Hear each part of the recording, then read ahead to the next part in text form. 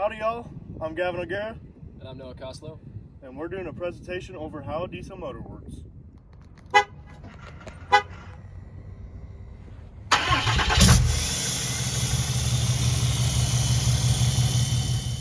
So this is a 6.7 turbo diesel Cummins. Diesel engines are also called compression ignition engines, and they work by compressing air to high temperatures, usually upwards of 979 degrees Fahrenheit. When the cylinder is about top dead center, or TDC, it injects diesel fuel directly into the cylinder, as opposed to port injection of petrol engines, where it ignites, sending the piston back down with explosive power, pun intended. Go. Alright, diesel engines generally have injection pressure in the range of, but not limited to, 7 to 70 megapascals, or 1,000 to 10,000 pounds per square inch. Go. Right? Petrol engines have a compression ratio of around 8 to 1 to about 12 to 1. Diesels, on the other hand, have compression ratios in the range of 14 to 1 to up to 25 to 1. Diesel fuel gives off less fumes and is less volatile than petrol. Its longer strings of hydrocarbons make it slightly heavier and more explosive as well, meaning less of it goes unburnt. When diesel fuel is burned, it generally releases less carbon monoxide and carbon dioxide, but significantly more nitrogen dioxide and soot. Because of this, there are generally exhaust filters that need to be cleaned in diesels. The EGR system works by returning a small portion of an engine's exhaust gas to the combustion chambers through the intake manifold, lowering combustion temperatures and therefore reducing the amount of NOx emitted. And the EGR system on this truck would be here and over there, but it does not have one. The EGR valve is the main component to the EGR system and is normally closed. It connects the exhaust manifold to the intake manifold, and it is controlled by either a vacuum or a built-in electric step motor. The function of the EGR valve is to control the flow of the exhaust gas being recirculated depending on the engine load.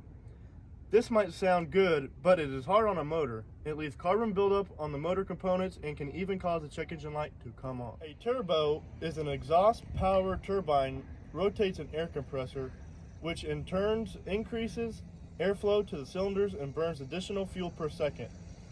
This not only improves combustion efficiency, but also provides additional horsepower. The optimized fuel burning process ensures that as much energy as possible is extracted from the fuel as it is burned. The turbo actuator acts as a pressure relief valve that controls the boost output of your turbo, diverting excess exhaust gases away from the turbine wheel. It is common for one of these to go out about every 100,000 miles. The DEF system sprays small quantities of diesel exhaust fluid into the exhaust upstream of the catalyst, where it is vaporized and decomposes to form ammonia and carbon dioxide. Biodiesel is an animal fat or vegetable oil-based diesel fuel which has far less harmful emissions and can be used in diesel engines with little to no tuning or modification. Biodiesel is generally mixed, but doesn't have to be. The usual mixture is 20% bio and 80% diesel. Animal fat, among other things, has compounds in it called triglycerols. Transesterification is a process that separates the triglycerols into esters and glycerol. The esters are what's used in biodiesel.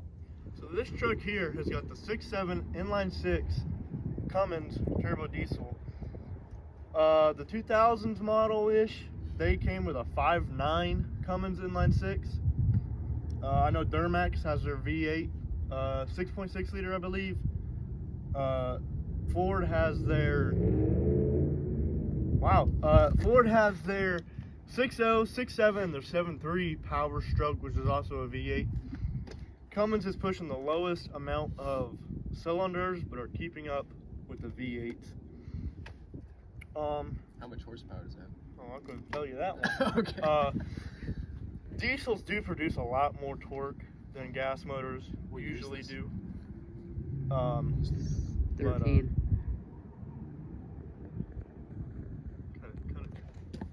After further review, we have 800 pound-feet of torque.